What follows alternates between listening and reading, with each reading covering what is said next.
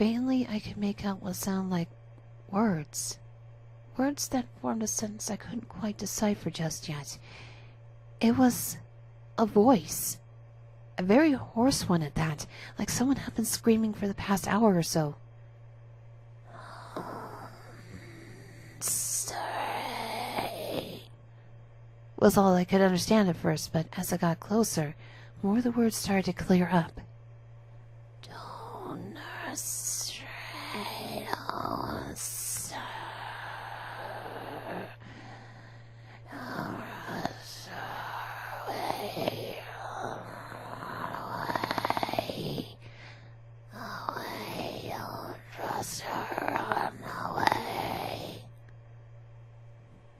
My blood ran cold hearing the last two words.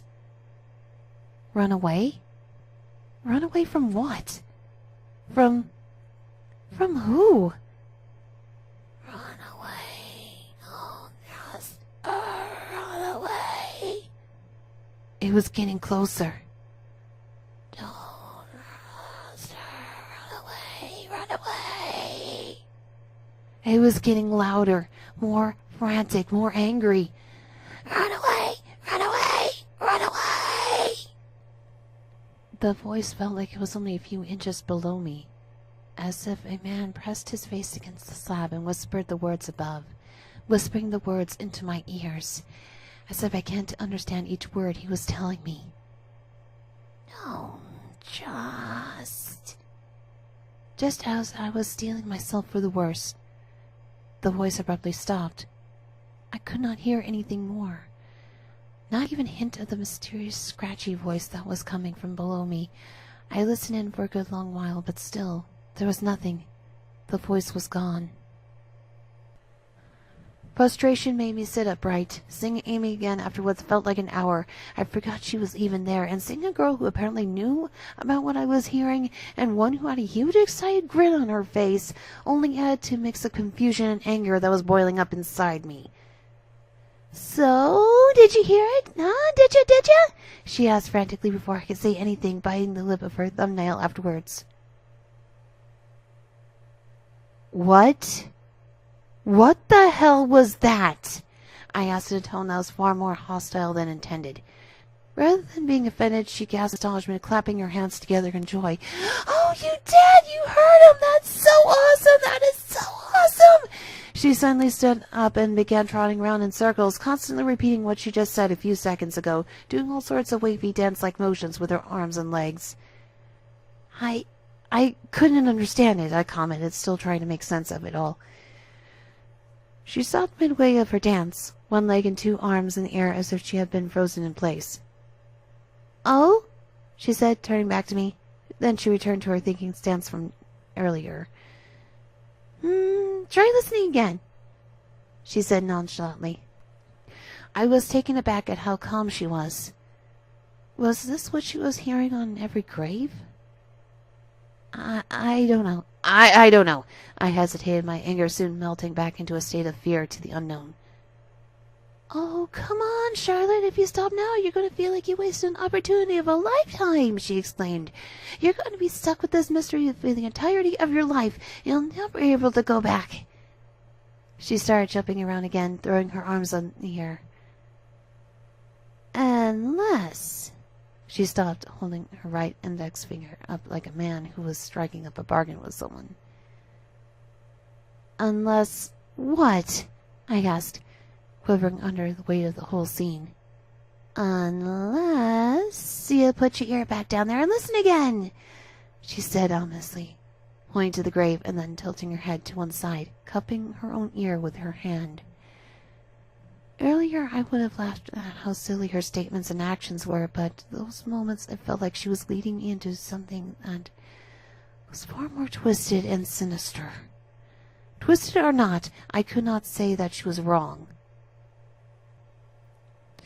I stared back at Amy one last time, a look of great anticipation written all over her face, and placed my head back down on the slab. Closing my eyes yet again, I listened in, my entire body shaking both from the ache from straining the neck for so long, and the fear that was building up as the silence drove on. I clenched my teeth, biting at nothing as I heard. Nothing. There was nothing. No voices, no sounds, nothing. There was no sound for 2 whole minutes until finally... "Charlotte! What the heck are you doing?" I heard my mother ask from behind me. "Mom!" I blurted out, head still down on the slab. I opened my eyes and can faintly see her white pant leg at the edge of my vision. "Get away from that grave! God knows what sort of people stepped on that!"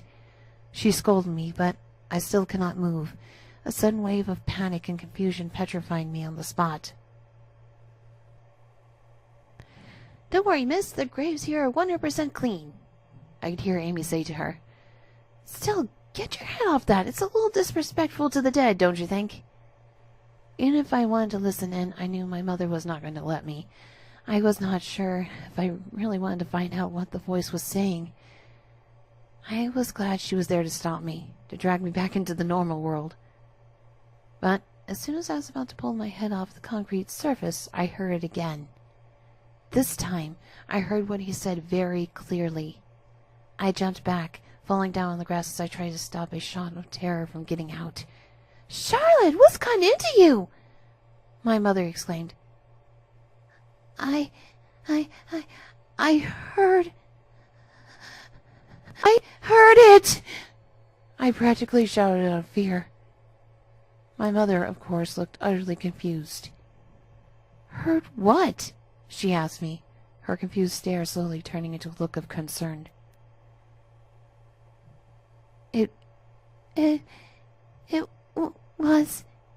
It was... I was left speechless. There was no way in hell that she would have believed me if I told her. I was having a hard time believing it myself. I expected her to at least help me in the situation, but she only gave me a shrug. My mother helped me in getting up. "Well, what is it?" I could feel my lips still quivering. I did not know what to do. It's nothing," I said, defeated and disappointed at how things were turning out. "Okay, well, I just want to let you know we can go home unless you want to do something else with your friend here." "No!" I found myself shouting out loud, realizing what I had done. I felt my face heat up with embarrassment. I mean, we can go, it's okay," I muttered a little too fast. Oh, all right. So, who's this new friend of yours again?"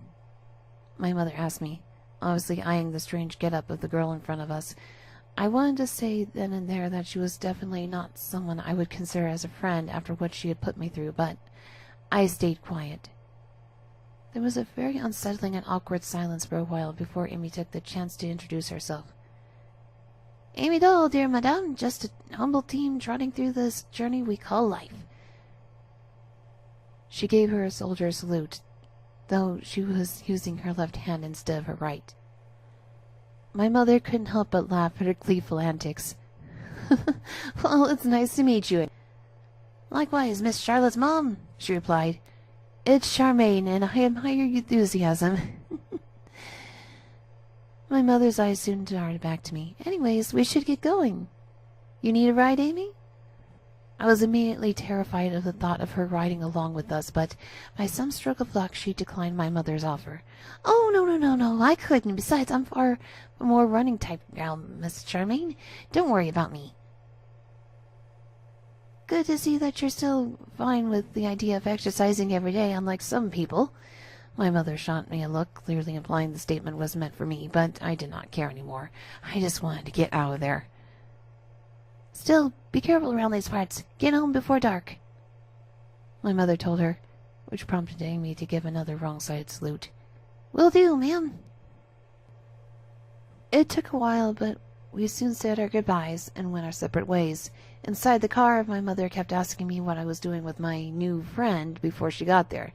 I tried my best to avoid the question altogether, only telling her a half-baked lie that didn't really make that much sense, one that I could not even remember anymore. That whisper, that one sentence, what that voice told me still kept swimming around in my thoughts, paranoia building up more and more whenever the memory surfaced. It made me constantly shiver in my seats the whole ride until we got home. Even on the next day, it still had me jumping at shadows. I tried convincing my mother that I should try to get home by myself. Sometimes it worked, but other times it did not, forcing me to return to that cemetery with her. Amy was still there, almost like she never leaves. She would wave at me, the stuffed rabbit ears on each side of her hood bobbing up and down as she did. I tried to ignore her as best as I could, only to fail whenever my mother would see her and eventually wave back. She never got close to us any more, though, giving me a good reason to never talk to her again. I did not know if I should be happy about that, but deep down in my mind, I knew I would not be lucky for too long. Over the next few weeks of my life, I still felt an uneasy feeling of dread building up after each passing day.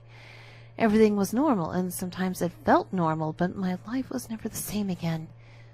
All because of one moment in my life, one sentence that I can never forget. Mere seconds before I decided that I've had enough and stood up, the voice shouted into my ear with utmost clarity. "Don't trust her! Run away! Run away!" Hearing that below a grave was bad enough, but my own thoughts gave a much more horrifying image. One that stuck with me up until I started writing this. I never really found out who exactly he was referring to as her in that cemetery.